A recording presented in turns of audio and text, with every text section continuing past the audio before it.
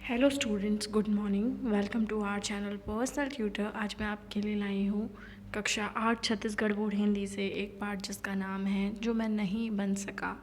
इसे लिखा है डॉक्टर ज्ञान चतुर्वेदी ने। तो शुरू करते हैं आज के पाठ को।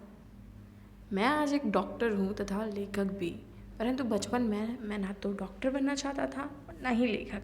बचपन में मैं न जाने क्या क्या बनना चाहता था। आज मैं आपको बचपन की उन अजीब तथा मज़ेदार इच्छाओं के विषय में बताऊंगा। मुझे जहाँ तक याद है, सबसे पहले जिस व्यक्ति से मैं पूरी तरह प्रभावित हुआ था वह एक पेंटर था।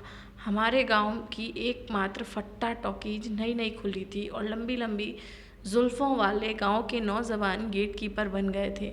मैं तब मैं कक्षा 5 का विद्यार्थी था। मैंने अपने पिदी जीवन की पहली टॉकीज़ देखी और मैं उसका दीवाना हो गया। मैं स्कूल से भागकर टॉकीज़ पर घंटों खड़े रहता और नई फिल्म के बोर्ड बनते देखता रहता।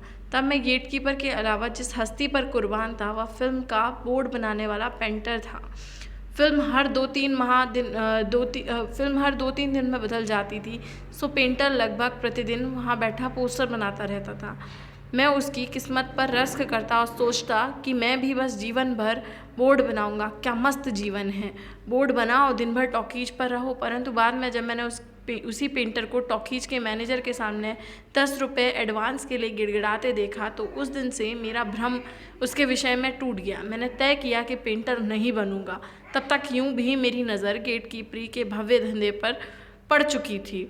मुझे लगा कि ज़िंदगी तो बस गेटकीपर की है, शेष मनुष्य तो पशुओं सा जीवन व्यतीत कर रहे हैं। गेटकीपर की भी क्या शान है, 3 शो मुफ्त फिल्म देख रहे हैं।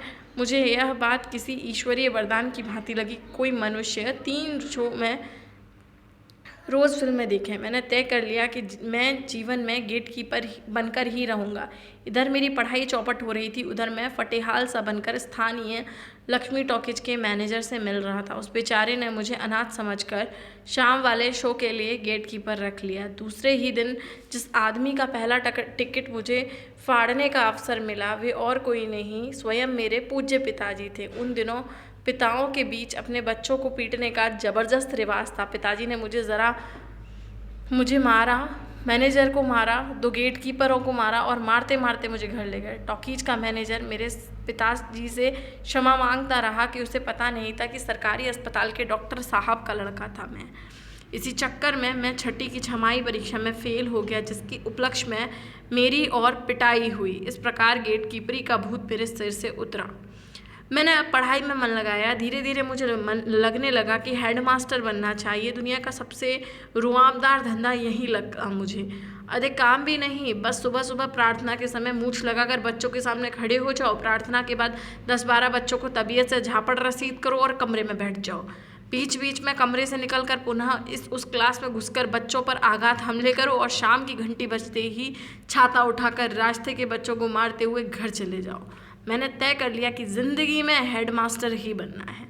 यही सोचकर मैं नकली मूंछों की तलाश में बाजार घूमने लगा और पिटाई की प्रैक्टिस अपने छोटे भाइयों पर करने लगा। परंतु इसी बीच एक बार जिला अधिकारी ने अपने दौरे पर हम लोगों के सामने ही हेडमास्टर साहब को ऐसा फटकारा कि मेरा सारा उत्साह भंग हो गया। मैंने अब हेडमास्टर बनने की इच्छा त्यागी और स्कूल की घंटी बजाने वाला चपरासी बनने की ठानी। मैंने सोचा कि अब तक मैं बेकार ही भटकता रहा। अरे ज़िंदगी तो इसकी है, जब चाहा घंटी बजाकर स्कूल की छुट्टी करा दी, बाकी टाइम बैठकर बीड़ी या सिगरेट पीते रहूँ। मुझे लगा कि इस धंधे में बीड़ी पीने से कोई नहीं रोकेगा, वरना तो एक बार मैं छिपकर पिताजी की सिगरेट पी रहा था तो उन्होंने पकड़ लिया था और मारपीट पर उतर आए थे। तब मेरी समझ में नहीं आया कि जो चीज़ पिताजी इतने शौक से पीते हैं उसे हमें क्यों मना कर रहे हैं। वह तो बाद में पिताजी को दिल का दौरा पड़ा, तब सिगरेट की हानियाँ मुझे समझ में आई। खैर, तो मैं इतने लाभों को देखते हुए घंटी बजाने वाला चपरासी होना चाहता था। परंतु एक दिन मैंने देखा कि घंटे वाले को नौकरी से निकाल दिया गया, क्योंकि उसकी नौकरी 20 वर्ष के बाद भी कच्ची थी और उसकी जगह एक नया आदमी आया जो हेडमास्टर साहब के घर मुफ्त में पानी भरा करता था। बड़ा रोया वह, पर किसी ने उसकी ना सुनी। मेरा एक और सपना टूट गया। मुझे तब लगने लगा कि यदि मैं पहलवान होता तो ऐसे अन्याय करने वालों की चटनी बना देता। परंतु मैं बहुत ही दुबला पतला था उन दिनों। हम पिकनिक पर जाते तो मैं बनियान और कमीज़ पहनकर ही नदी में नहाने उतर जाता। क्योंकि मेरी सीखियाँ काठी को देखकर मित्र हंसते थे। फिर भी मैंने शरीर बनाने की तरफ कोई ध्यान न दिया होता यदि तभी मेरे दादाजी गांव से ना आए होते। वे अंग्रेज़ों के समय के अड़ियल रिटायर्ड पुलिस ऑफिसर थे। उनके कहने से मैंने सुबह सुबह चने खाकर दौड़ने की ठानी। अफवाह यह थी कि ऐसा करने से व्यक्ति पहलवान हो जाता है। मैं 2-3 दिन तो ठीक ठाक दौड़ लिया। तीसरे दिन मरियल सा परंतु फुर्तीला कुत्ता मेरे पीछे पड़ा। उसने मुझसे प्रेरणा ली या उसके दादाजी भी पुलिस के जासूसी कुत्ता रहे थे, कह नहीं सकता। मैं उस कुत्ते से बचने के लिए उस दिन बहुत दौड़ा और शायद दौड़ता रहा यदि सड़क से सटा हुआ गड्ढा न होता। कुत्ता कुछ मजाकिया भी था। वह गड्ढे के किनारे तक आकर मुंह बनाकर भौं भौं करके हंसता रहा और वापस चला गया। मैं राणा सांगा की तरह यहाँ वहाँ घायल हो गया। लंगड़ाते हुए घर लौटने में मैंने तय किया कि पहलवानी में शरीर की तोड़फोड़ के कई अवसर हैं। मैं तोड़फोड़ के खिलाफ था। मैंने पहलवान बनने का इरादा त्याग दिया। इसी बीच गांव में मेला लगा और एक जादूगर के खेल के बड़े चर्चे होने लगे। मैंने पहलवानी की याद में घावों पर मलहम का लेप लगाया और जादूगर का खेल देखने तंबू में घुस गया। वाह क्या खेल था! मैंने तड़ाक से तय कर लिया कि मुझे जीवन में जादूगर ही बनना है। बढ़िया चमकीली शेरवानी पहनकर रंगीन छींटदार साफा लगाए वह जादूगर जादू की छड़ी पानी के गिलास पर घुमाकर मंत्र बोलता और पानी की चाय बन जाती। उसने चुरेट बोल बोल कर कागज की नोट बनाए, लड़के को बकरा बनाया, लड़की को हवा में उड़ाया, खाली हाथ में हवा से लड्डू पैदा किया और खाली डब्बे में कबूतर निकाले। मैं अभिभूत हो गया। यह हुई ना बात।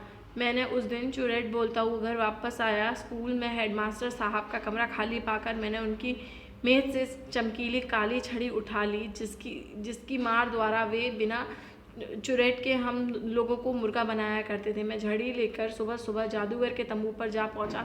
सोचा कि उससे प्रार्थना करूंगा कि मुझे भी जादू सिखा दो। जादू सीखकर मैं अपने हेडमास्टर को बकरा बनाना चाहता था।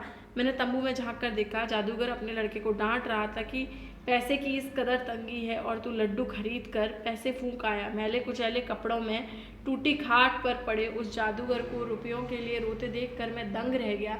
जो शख्स कागज से रुपए तथा हवा से मिठाई बना लेता उसकी यह दुर्दशा। मुझे वास्तविकता के इस कठोर संसार ने गहरा धक्का पहुंचाया और मेरा यह सपना भी टूट गया। इसके बाद जैसे तैसे मैं बड़ा हुआ तो मैंने जीवन को बहुत पास से देखा। इसके असर से मैंने कविताएं कहानियाँ लिखनी शुरू कर दी। मैंने तय किया कि मैं लेखक बनूंगा। परंतु आज भी मुझे दिन याद है कि मैं बचपन में इन सब के अलावा बस ड्राइवर, हलवाई, दर्जी, सड़क कूटने वाला, इंजन का इंचार्ज, थानेदार, नौटंकी का डांसर, सर्कस का जोकर, आइसक्रीम बेचने वाला आदि सब कुछ एक साथ बनना चाहता था। तो बड़ी याद आती है अपनी किशोर उम्र की। क्या दिन थे वे भी। तो इस पाठ के अंदर हमने बाल मन के बारे में जाना कि कैसे एक बच्चा तय नहीं कर पाता कि उसे क्या बनना है। वो जीवन में हर कुछ बनना चाहता है। आप किसी भी छोटे बच्चे से पूछिए कि आपको क्या बनना है तो वो आपको ऐसी ऐसी चीज़ें बताएगा जिसे सुन के शायद आपको हंसी भी आए। तो यही यहाँ लेखक डॉक्टर ज्ञान चतुर्वेदी ने अपनी इस पाठ के ज़रिए हमें बताना चाहा है, जो मैं नहीं बन सका। अगर आपको भी ये पाठ पसंद आया हो तो वीडियो को लाइक कीजिए, साथ ही साथ चैनल को सब्सक्राइब कीजिए। Thank you.